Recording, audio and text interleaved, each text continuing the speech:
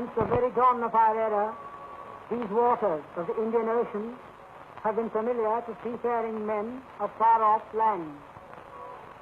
Ships came from the Far East, China, and from the West to these shores, and returned westward laden with pepper, precious stones, coral, pearl, silk, and thread, very coast that is the fairest of southern sea capitals. Its splendor lives only in the pages of Tamil literature that has come down to us across 20 centuries.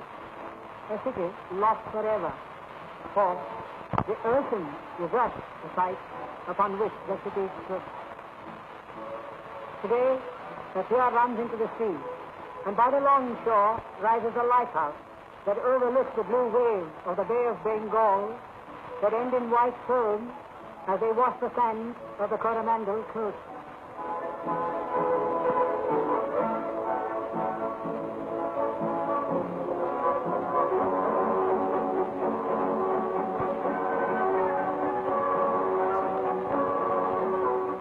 Fishermen who live on this coast are perhaps the only descendants of the earliest inhabitants of these shores. To this day, they bear the deep-sea country craft or raft to bring back sea fish. Sometimes they fly passengers from shore to ship in streams.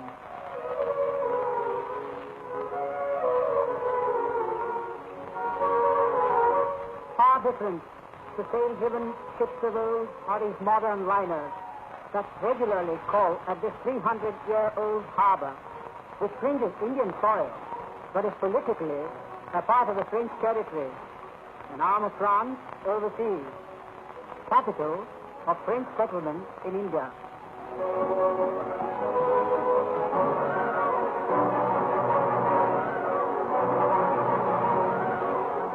It was in the days when East India men vied for trade supremacy and territory. In those days, when Clive, Dupleix, Delali, Albuquerque, and Vasco da Gama were names to be reckoned synonymous with growing empires for European maritime power, that Francois Martin, a French governor, caused the erection of this port town. The then inhabitants called the new township Puducherry, or new habitation, which has taken the corrupted form today of Pondicherry.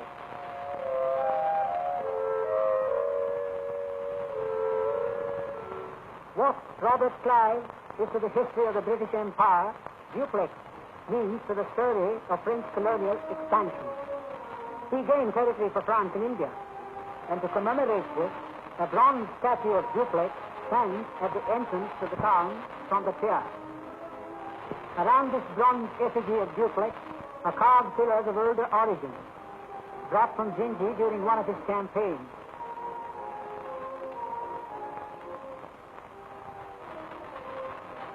It is strange that a people whose national capital is the beautiful city of Paris should have such a simple port capital for its settlements in India.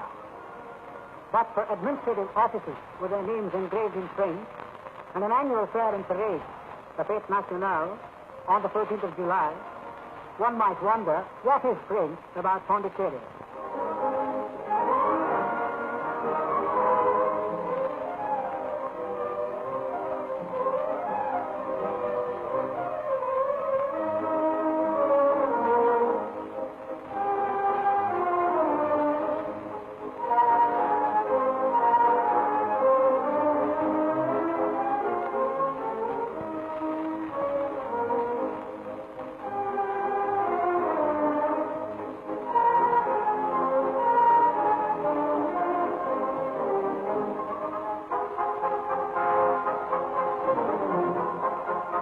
But the salute to the governor and his men by the forces and the officers makes a colorful show.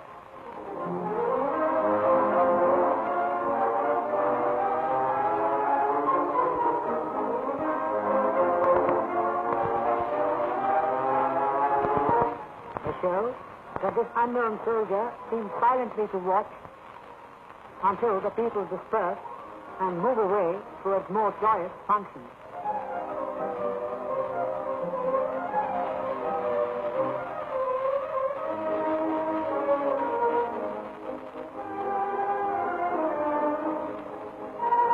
For a small port town, Pondicherry can pride itself over having two national festivals.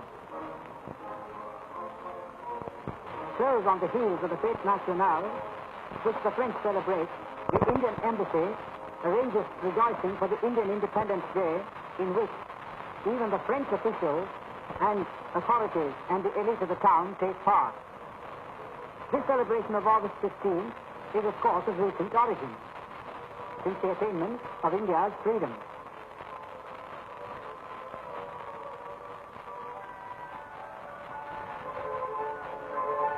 But the 15th of August has an added significance to our story and Pondicherry. It was on the 15th of August in 1872 that India was born, predestined to fame in many spheres. As a stalwart politician and patriot, a soldier in the struggle for Indian freedom, an administrator, author of philosophical transactions and works, eminent writer and mystic, a seer, a poet, and seeker after the truth, the master and exponent of a philosophy leading to the life divine.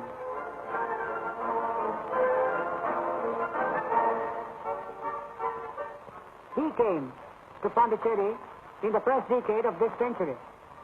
At the dawn of the half century, this great yogi entered into the state of Maha Samadhi.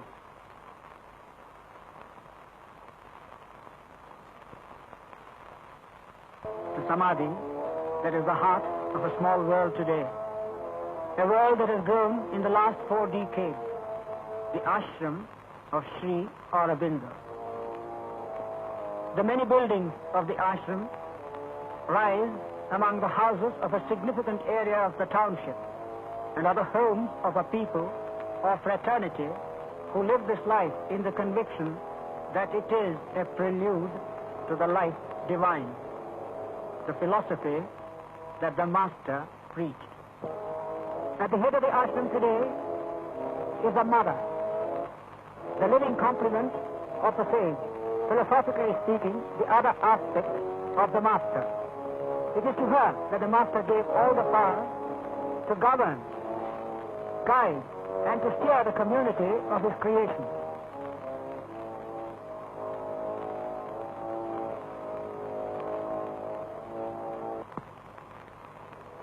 About 800 people make this ashram fold, not to speak of 900 wage-earning workers at the ashram, all living their own lives, working in the fields of their own liking and choice, conforming to a few social laws, neither orthodox nor ritual, devoted to their ideology and to the Mother. It is in spectacles like these that the profundity of their devotion is evident. And here at the Samadhi is reflected the reverence with which the ashramites and pilgrims from far and near pay homage to the Master's shrine.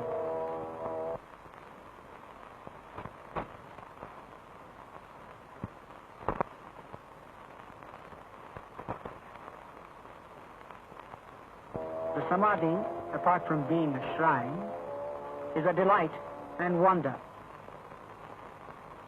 The massive impact of masonry, its low simple lines and contours create the impression of an altar set for all eternity. Flower offerings in beautiful arrangement and almost unbelievable profusion of shape, color, and scent are never absent. And decorative incense burners are kept in order. There is constant movement around the shrine. The pilgrims move about or meditate silent.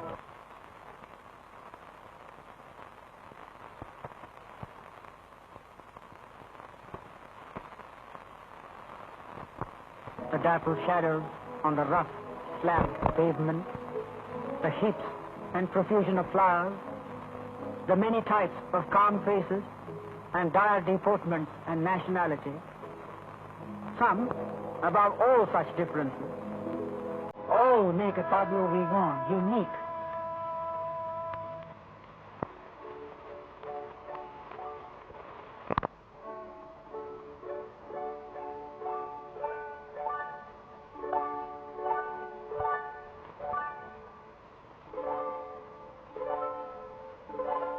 Parallel to the homage at the shrine is the homage paid by the whole community to the mother.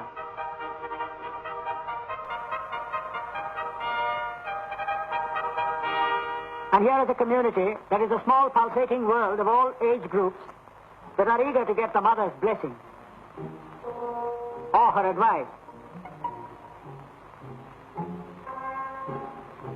or the flowers she can often give or the sweets that she hands to them on some days.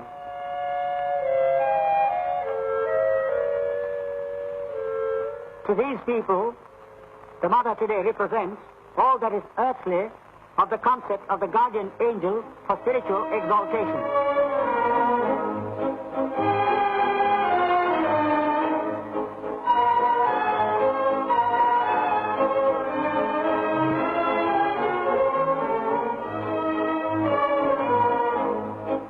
A cross-section of this community will reveal bright and happy children, students and scholars, professors,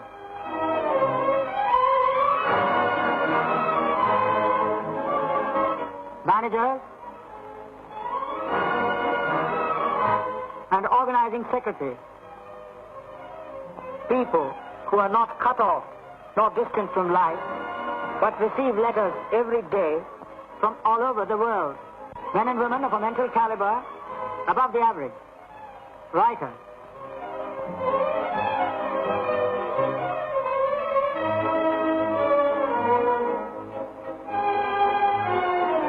thinkers,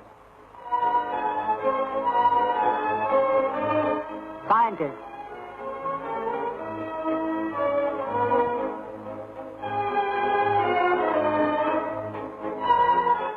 engineers,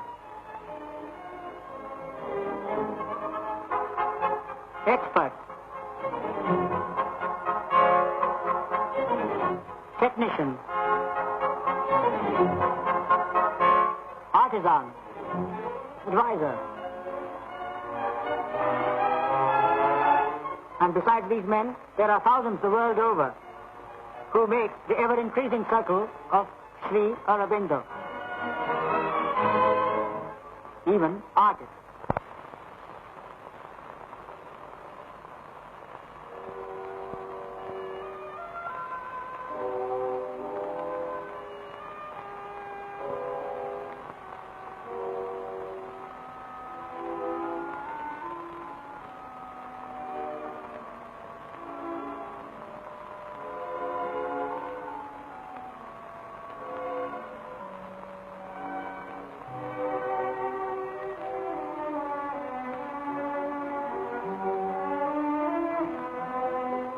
The efflorescence of a community, as well as its ideology, depend greatly on the very nature of the tending of the soil from which the two stem.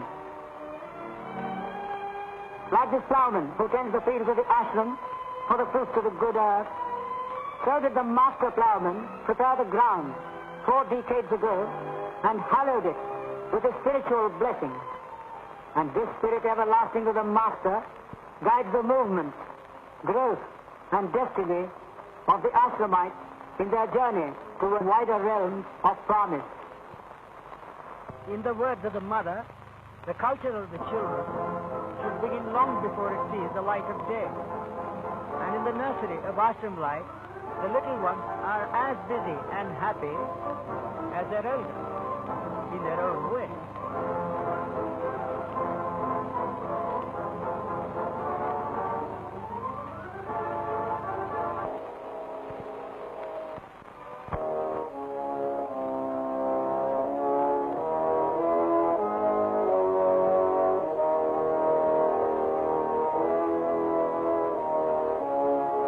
As with a tender seedling, so with tender children, the time comes for transplantation. More care of their growth means more care of their health and their mind. And the physical aspect is dealt with so completely, even to the extent of preventive dentistry.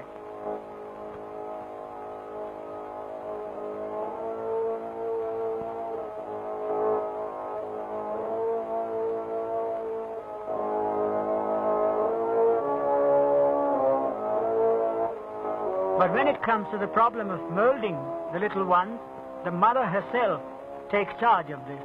It is all there, the dominating yet affectionate interest and the reciprocal eagerness of the children to learn and please their sweet mother.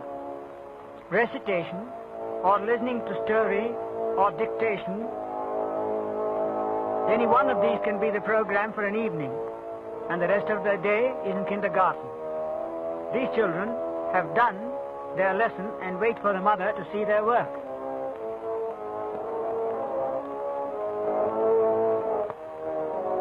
But not this lad. He did not take down the dictation. His mind is on the playfields. Out of tune perhaps with the term ashram may sound the term sports. But as with the children of the ashram, so with all the age groups, great interest in training in all types of games and physical exercises and gymnastics are a part of the training which the ashramites have the choice to take.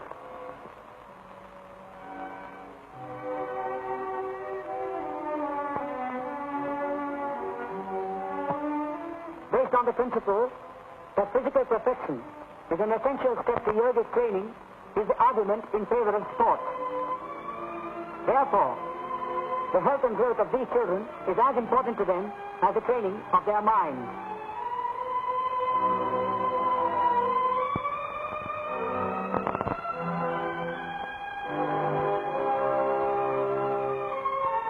The whole panorama of the playfield presents all age groups of their favorite exercises, the best that the East or West can offer. And the whole cyclorama of the sports world is dominated and inspired by the mother who to this day herself regularly plays tennis.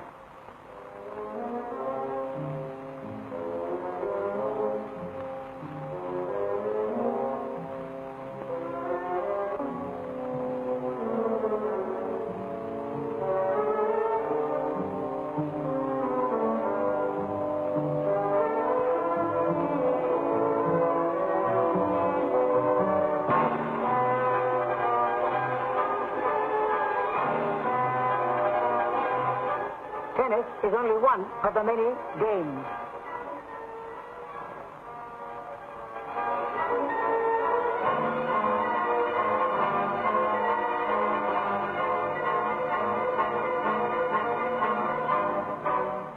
Basketball is popular too, with all the age groups. Football, there goes the toss, and the game begins. On some other day, see volleyball being played, or watch the Ashram 11 wielding the willow. We have been a long time in the playfield. It is time to get back to the classes.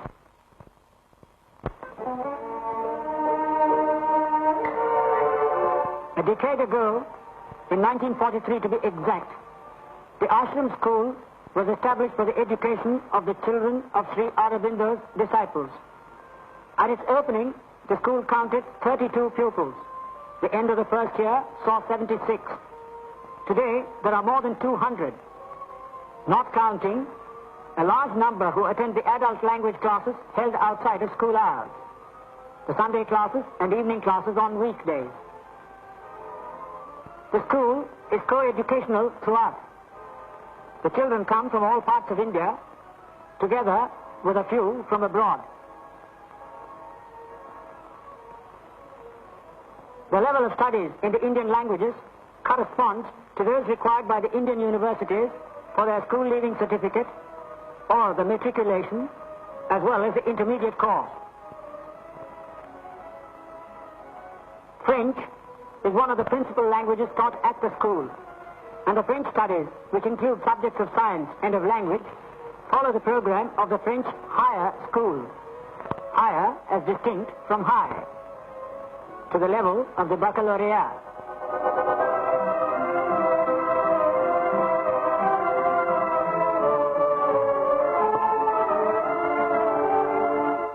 The program of the English classes is graded in accordance with the syllabus of the English junior and of the secondary or grammar schools. Students can study up to the standard required by the General Certificate of Education for English Language, ordinary level, and English literature, advanced level. Turning to the German classes, from the text in the hands of these students, it is obvious that the standard of instruction in this language is as good as that of English or of French. To those who have a bent for science studies, there are the classes in mathematics, one of the fundamental subjects of the curriculum of studies.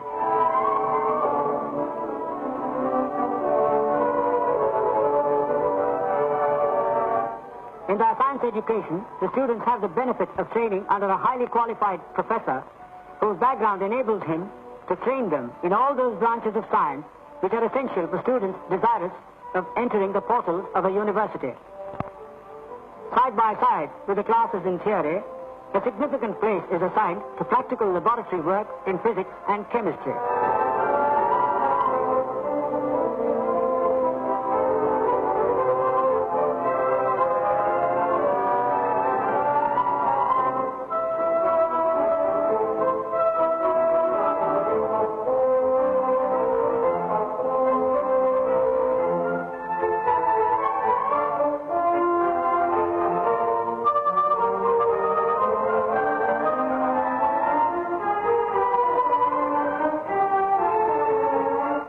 The seriousness of purpose and a close and trustful student-teacher relationship make it possible for the pupils to undertake more detailed and effective experimental work than is generally done.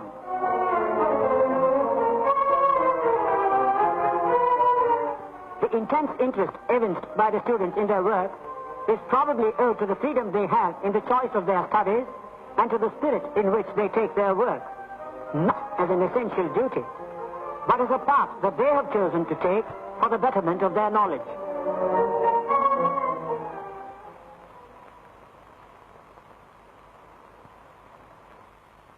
A path that is promising, for today this school, with its teachers and students of science, art and music, is now a part of the now established University Center of the Ashram. A center that aims at integral education which these students and teachers will pursue in the tomorrow, and in consonance with the ideals of Sri Aurobindo and the Mother. As with the scientific and literary training of the students in the classroom, so too in the physical training section. Regular physical exercises are prominent features of physical education at the ashram.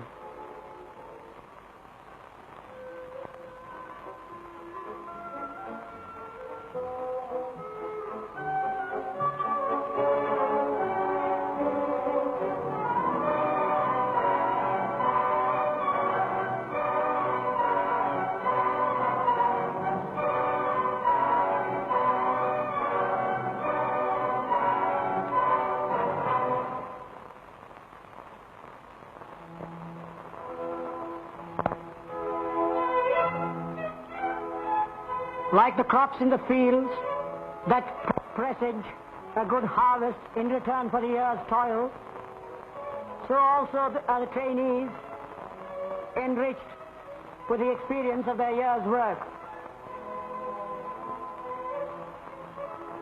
Here are examples of their achievements which in harmony and unison of movement simulate the rhythmic motion of sea waves.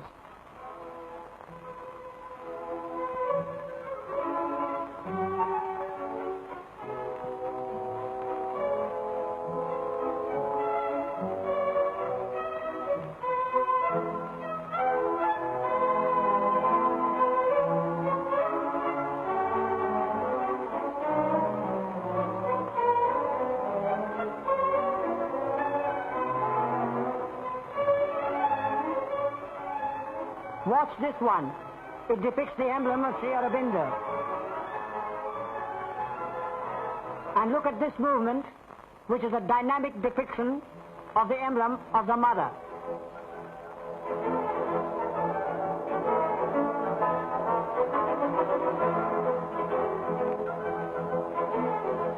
It is not only in the fabric of their physical exercises that the ashramites can excel. In the finer arts, there have been the traditional pride of India in embroidery. For instance, there are those whose work compares favorably with the work that comes from Benares or Bangalore in resplendent threads of silk, silver, and gold.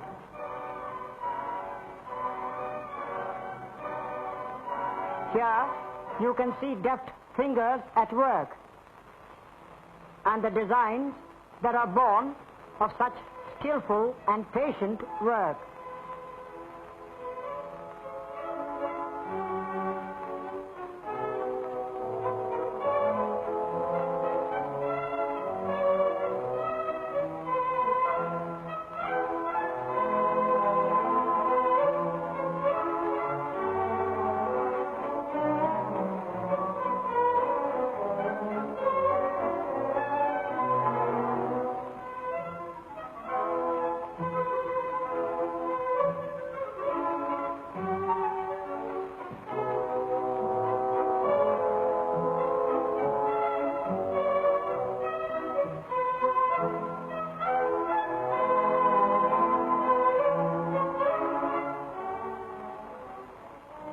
In the embroidery of life at the ashram, there is a design too, in which the three essentials to a harmonious life are not forgotten. Those three that are common to everyone: food, clothing, and shelter. The little folks of the ashram must have their milk, and others can have it too if they want to. Good milk means the maintenance of a cattle farm. The cattle well to the ashram is an assurance of milk for health, and it eliminates the danger of adulterated or impure milk reaching the ashramites.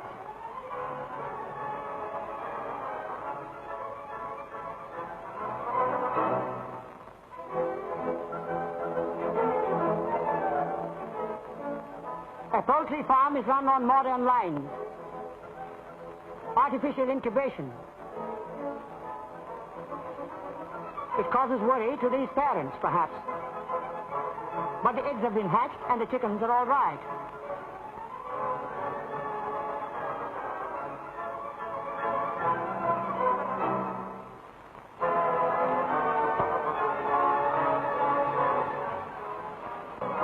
To the granaries comes the rice from the field, and wheat for turning into flour.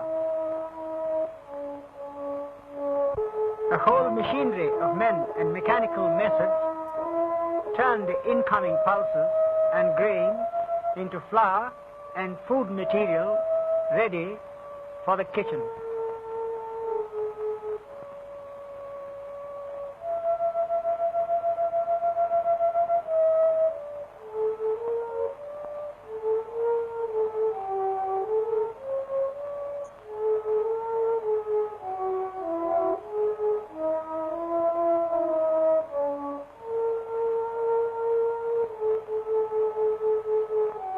Ashram Bakery is another center of bustle and activity.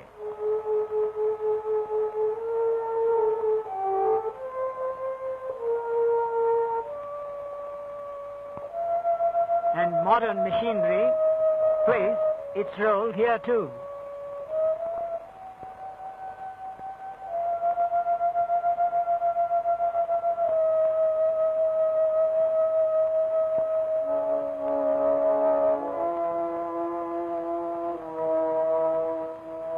No time is wasted, not even in the slices that are cut from the loaves.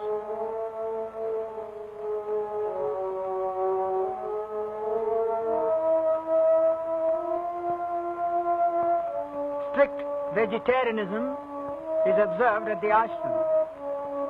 and kitchens are maintained under such hygienic propriety that is more than praiseworthy.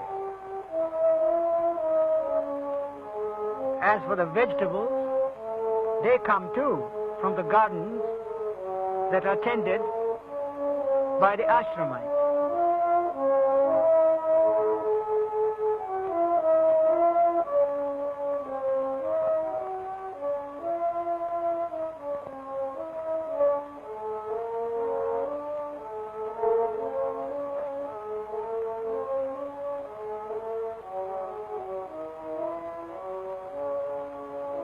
The food is served in cafeteria style.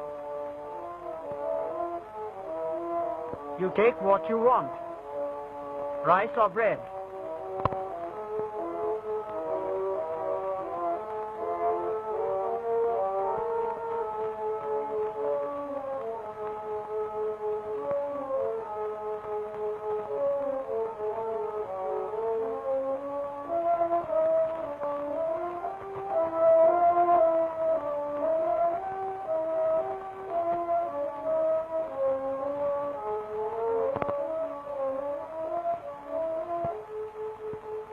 And then you sit down to a good lunch. Not very spicy, not oily food, and touched off with fruits and a cup of milk or curd.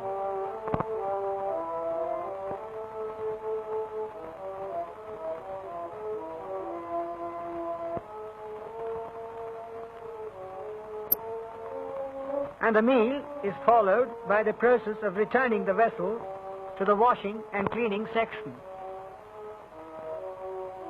Here, the ashramites themselves attend to the work of the cleaning of the vessel. The orderly and careful manner in which this work is carried is perhaps a unique feature of Sri Aurobindo Ashram, and certainly not commonly noticed elsewhere in our country.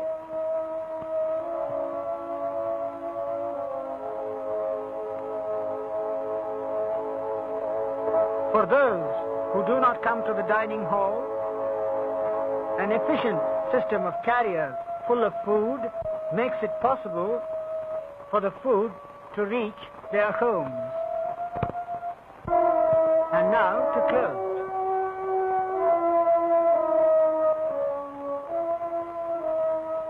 Even the strong can get enough work for their muscles at the ashram laundry. And when the clothes are rinsed, washed, and dried, their ironing is done by other inmates. This laundry service is another of the organization's activity towards a self-reliant life. But where are the clothes from?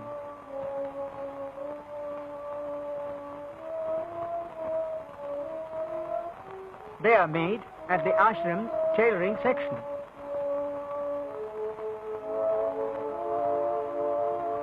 At every step, the words seem to be so true, that here is a small world of workers who can take up any craft and bring it to a useful stage for the betterment of their fellow beings. And when you think of the cloth that comes to the tailoring house, the answer is there again.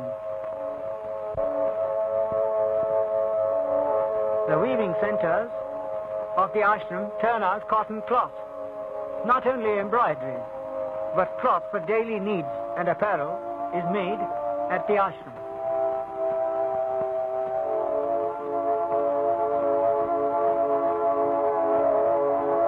Want can be forgiven, but not waste. Here's an idea. Take the good threads out of old cloth and make new cloth that can serve for domestic and general use.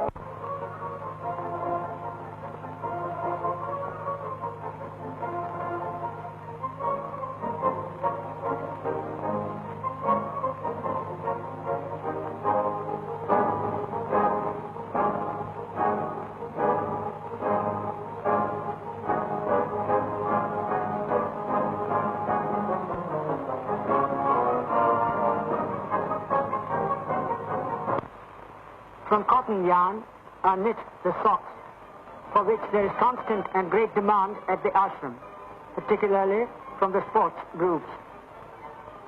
Now, these socks and other cotton textures and weaves are all made at the Ashram Cottage Industries Center, where several crafts make many hands earn their wages.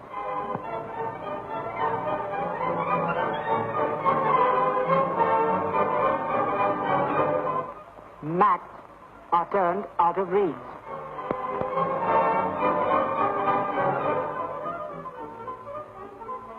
Hats from the same house can be had for those who work all day long in the ashram fields under a tropical sun.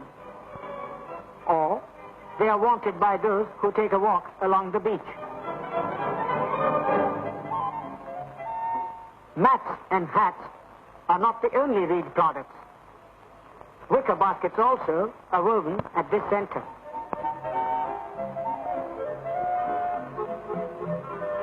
In fine, many useful things the ashramites need for daily use are all made at the center. And some of the products of the Cottage Industries Center are taken away by tourists as souvenirs.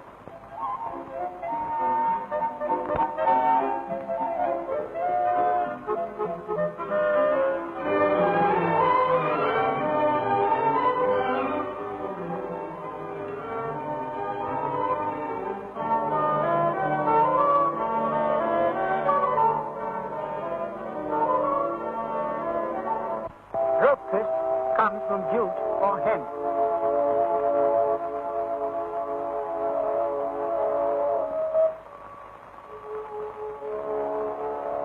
And doormats too. Scented sticks for incense burners are prepared here, and the whole process, from perfume paste to the ignited stick, can be seen at the center itself.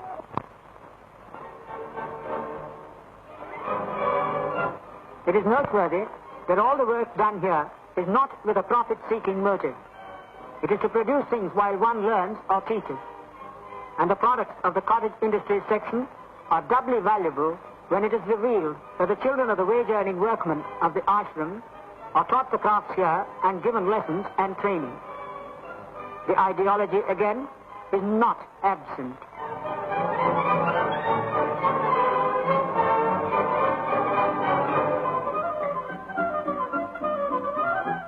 Sweets are made and toffee prepared, which first goes to the mother, who in her turn gives them away on occasions and on certain days to all those members of the ashram who come for blessings. Now, glucose is used to make these sweets and toffees, and they taste good. And they taste good, says the man to this child. But it seems to say, "Ah, no, I will not take one unless it comes from the mother."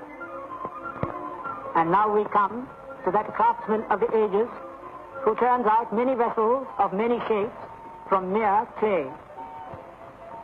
Umar Khayyam might have said, "Who the potter and who the pot?" But this ashram potter need not worry about this, because great souls in the ashram are unraveling the knot of human fate and of the divine life. Waste not and want not. The observance of this motto is again evident as one looks upon the paper trimmings that come to the handmade factory. And from out of them, paperboard is made.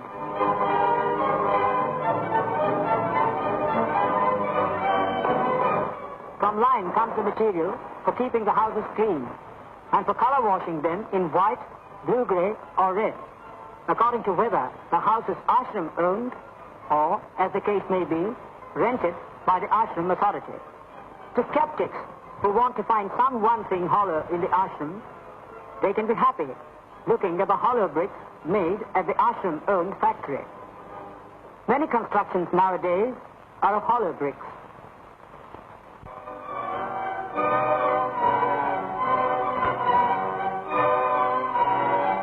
Engineers and draftsmen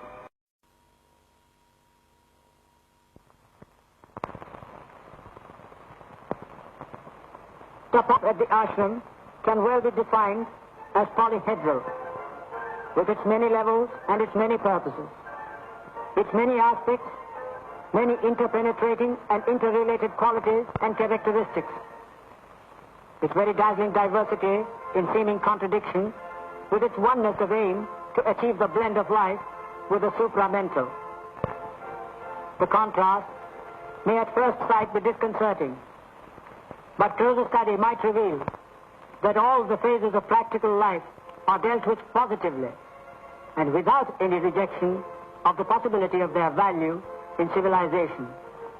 For over 4 decades, the aggrandizement of the centers of activity, physical, scientific, and mystic, have been the product of the master's creation and the constructive directives of the mother. The class and the play field are only the 2 preliminary planes, perhaps. A carefree life devoted to concentrated creative work and the achievement of a healthy outlook are the prime factors of wealth here. And as for any other wealth that comes, it is turned into investment for creative work, for materials, to keep the body engaged in that devotion which is the corollary to Sri Aurobindo's conception that this life is only a field of yoga.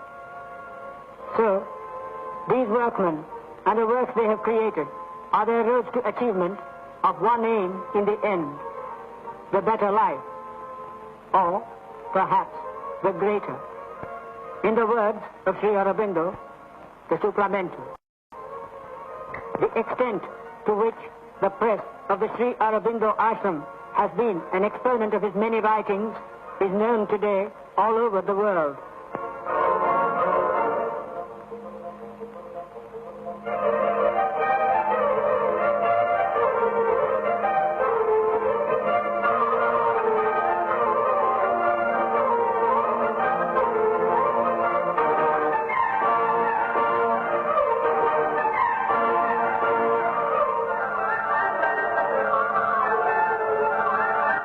What the Master wrote has been published in the languages of our world, languages of the East and of the West. That the ashram should have taken over the task of executing the printing of the Master's work is another proof of the meticulous care and devotion and the confidence in the technological skill of the ashramites. Perhaps, in its way, the printing press has contributed immensely to the widespread influence, the magic influence of the Master's name.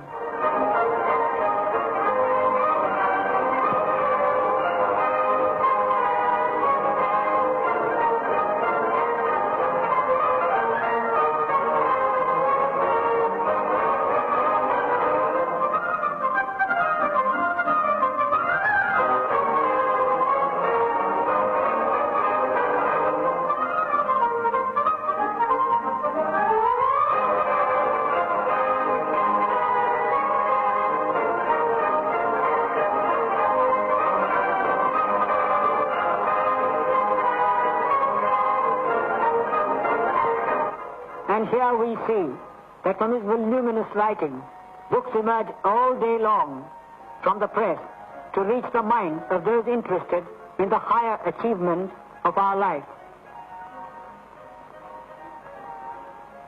To the literate, perhaps, this is the center that conveys most how much time the Master devoted to his writing as a poet, philosopher, seer, and mystic. All the publications of the Master and those of the Mother have been rendered into many languages. And to this there can be no end.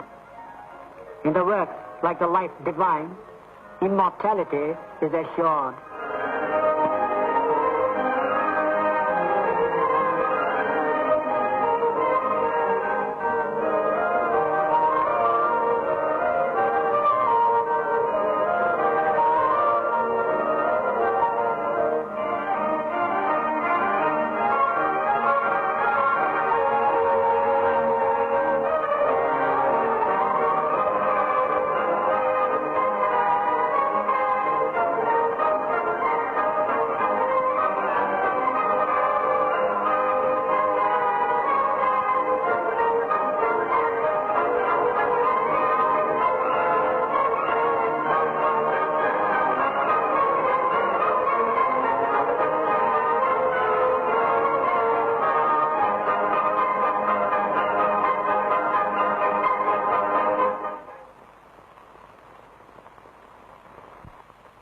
Besides the press, a newer method of record is also encouraged at the photo section, a branch of activity in keeping with the requirements of an international center of education and culture.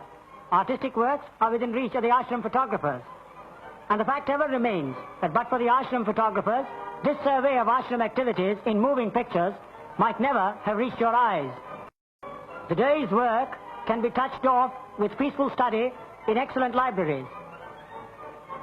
Housed here are all the works of the master, and the literary and philosophical writings of the mother. There are innumerable other classical works also in several languages.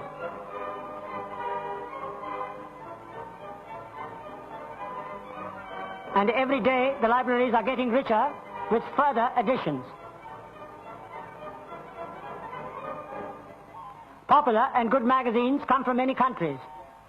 All make these libraries rich storehouses of knowledge.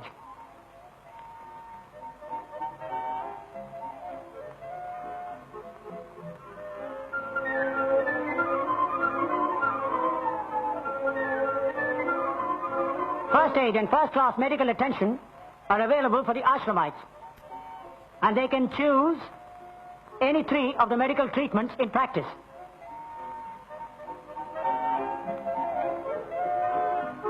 The allopathic,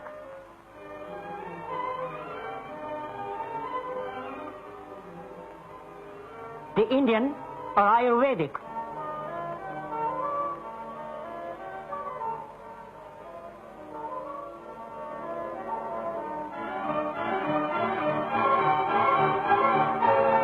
the homeopathic, or, for that matter, the massage clinic, where one can go for a cure, for a healthy massage, for the betterment of the body, or for a happy feeling.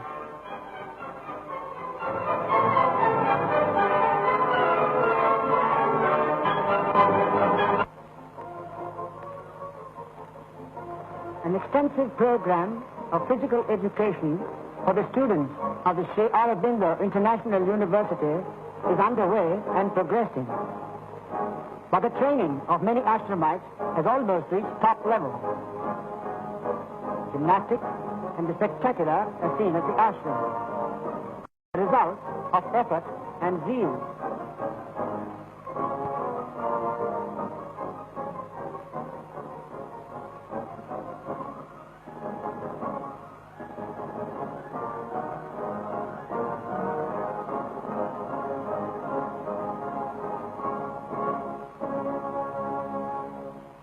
Careful study of the progress made will reveal that the mother takes special interest in the progress of the physical development of the ashramite. And here are some words of the master.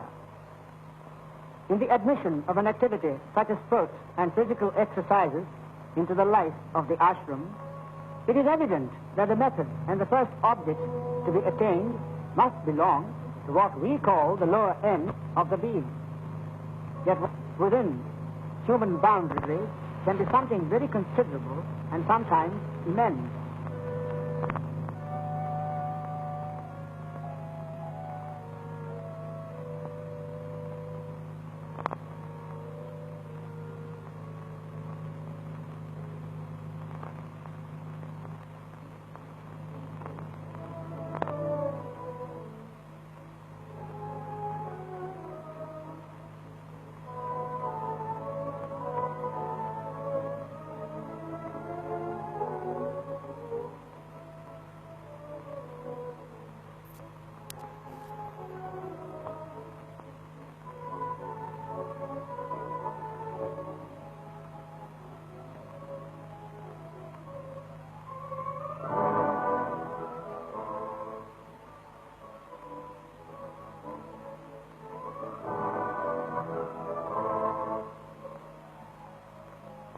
And here is an instance of the devotion of the ashramites to the mother on her birthday.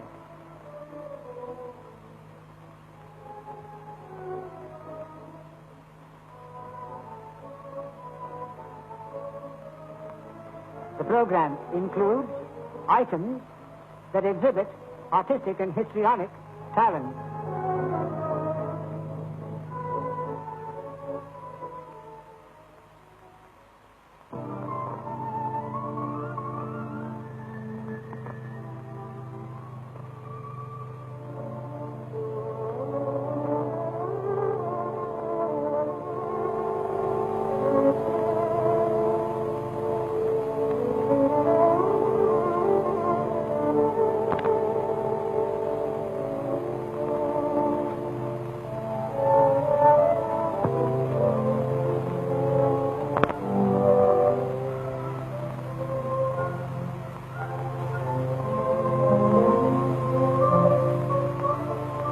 Or it may be the school anniversary day when the students stage a play. It could be any play, from a tableau of the divine dancer Shiva to a chapter from the story of Sweet Cinderella.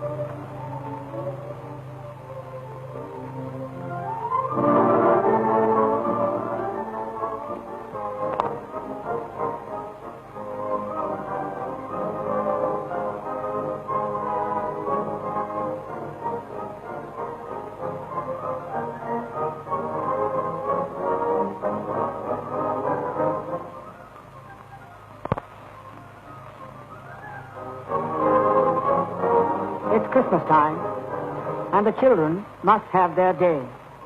The tree and mother will come. And a Merry Christmas is in store for the barn. For, to the children of the ashram, the mother is Santa Claus.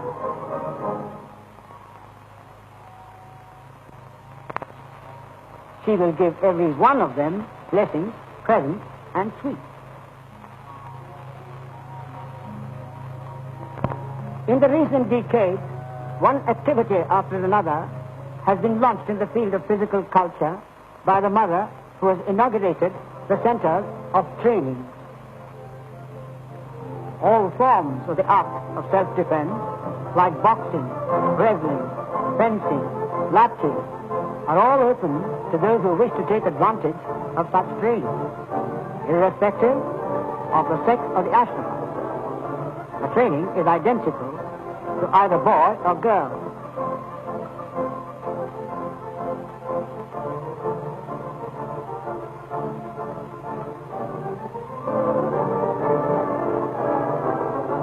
The discipline of duty will take us through the austerity of physical life. Such are some of the words of the mother. She has said, too, that the basic program will be to build a body beautiful in form, harmonious in posture, and agile in its movements, powerful in its activities, and resistant in its health and organic functions. Well-known men visit the ashram to give demonstrations to the inmates.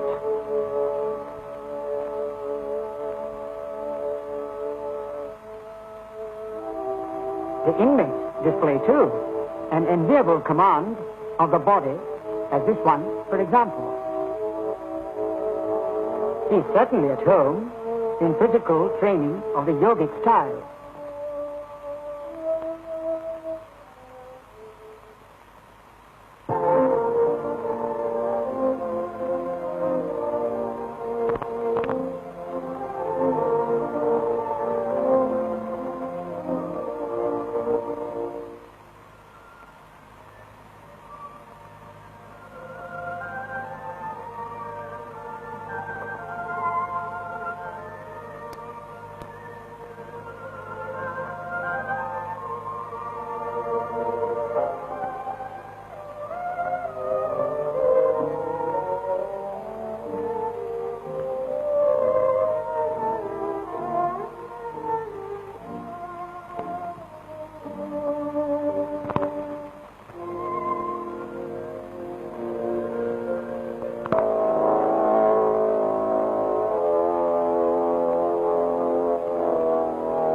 Here you see, for example, that physical training is co-educational.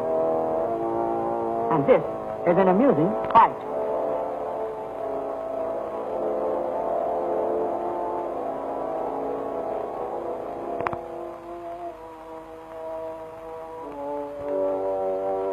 Not this one by any means. He is a physical training instructor, and I wouldn't take a punch from him.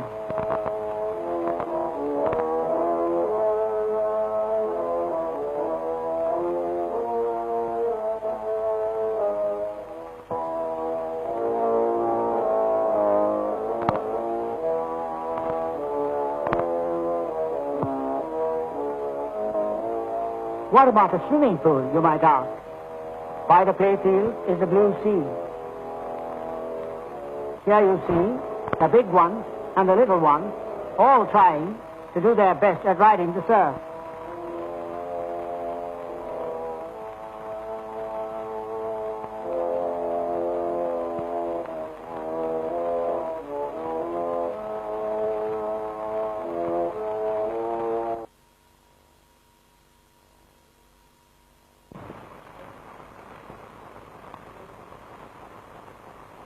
Like the golden crop that the ashram fields yield at harvest time,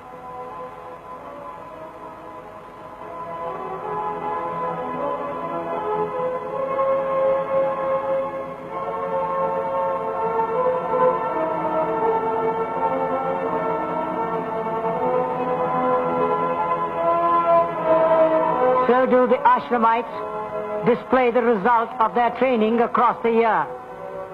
In the organized teamwork and rhythm, in the marching, in the unity seen in the march past, is an example of acquisition that comes of ardent training. Here perhaps are the foundations of future cooperation and teamwork.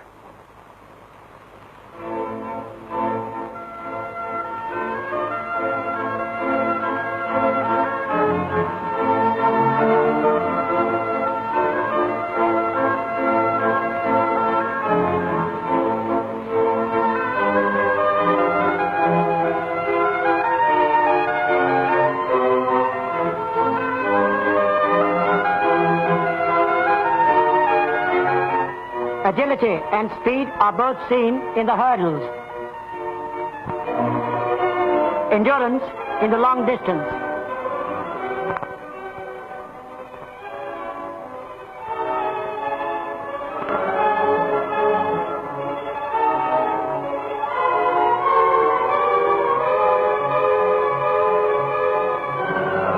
Speed and agility in the sprints. Team spirit in the relay.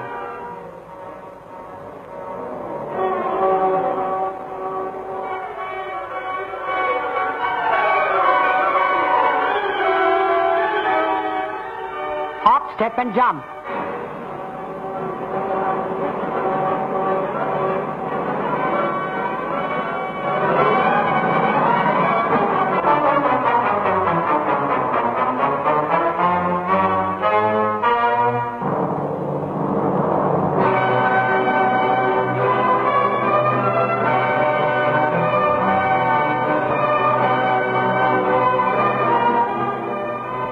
There is strength in this tug.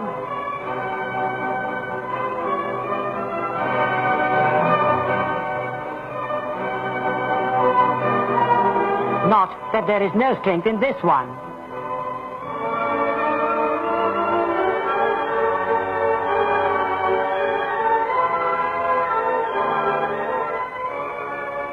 And heights are reached in high jump, and altitudes in pole vault.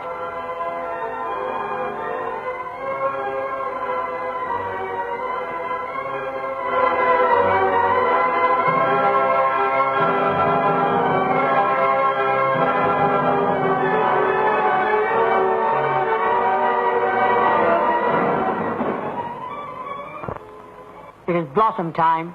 The flowers are in bloom.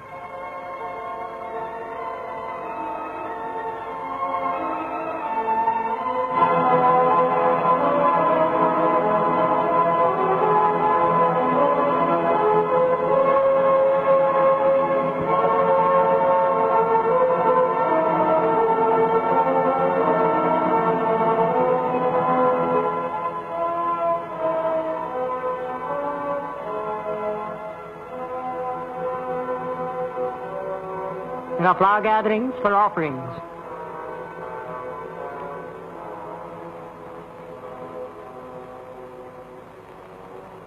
And like flowers, the ashramites are happy too. It is the season when on a day the mother gives away saris as presents.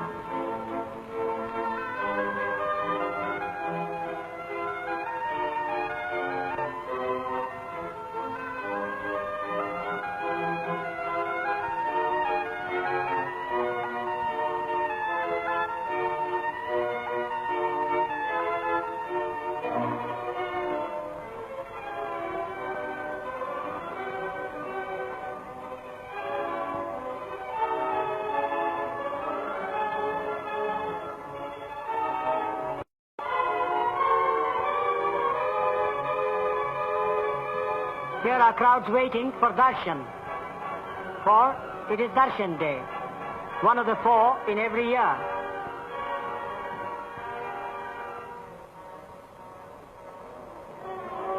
Soon the ashramites will pay homage to the mother.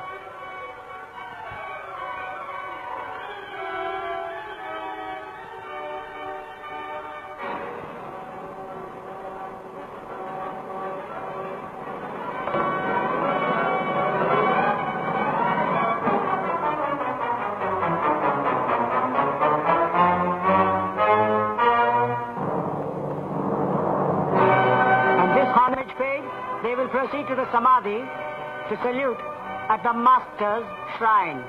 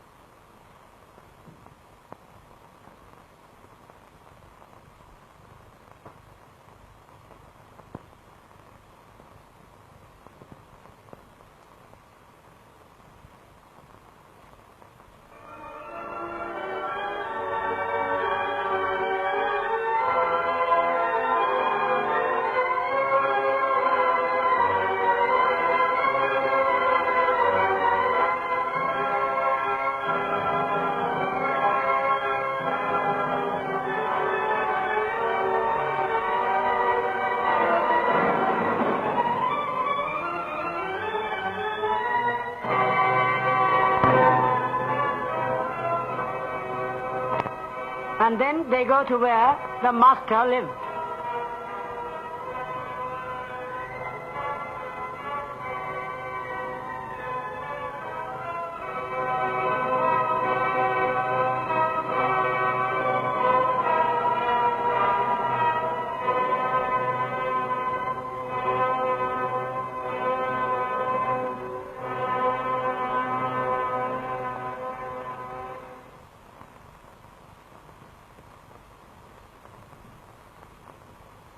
Not only the ashramites, but visitors from everywhere.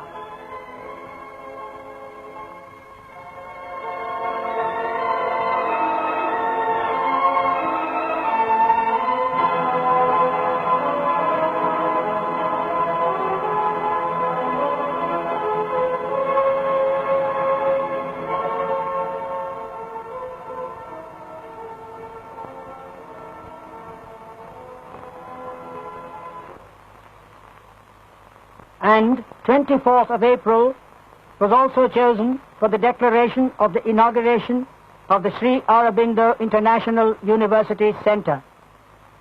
Eminent personalities were informed of this, and that erstwhile eminent leader of Bengal, Shyama Prasad Mukherjee, presided over the function. The mother addressed all those present.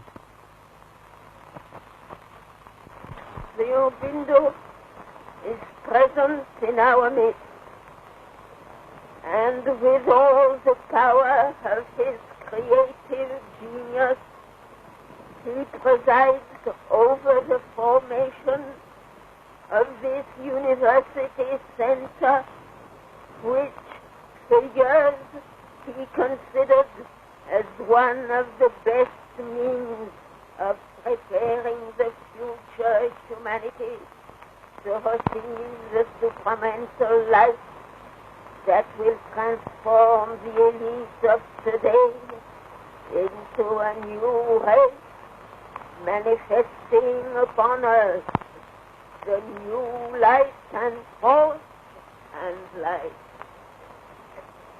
In his name, I open today this convention meeting here with the purpose of realizing one of his most cherished ideas. 1 year after the convention, the Mother declared open the International Center, thereby laying the foundations, as it were, today, of the International Cultural Center of tomorrow.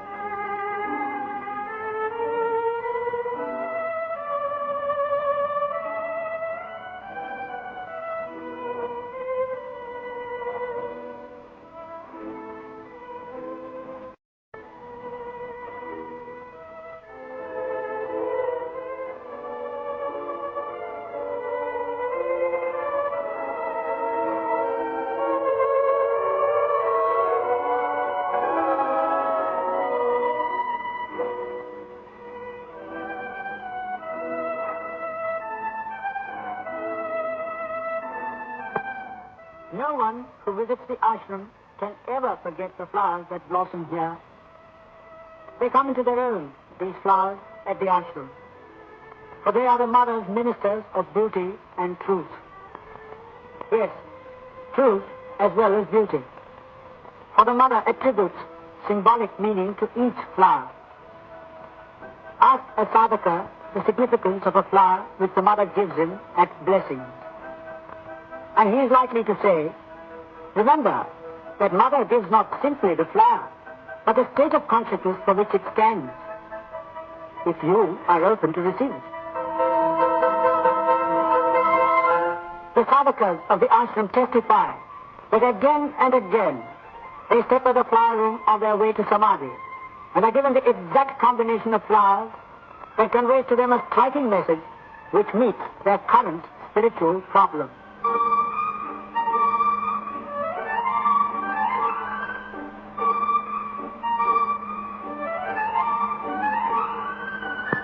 Like these flowers are the sons and daughters of the ashram, blossoming into many forms of life and activity under the sunshine of the Mother's grace and nourished by her light and force.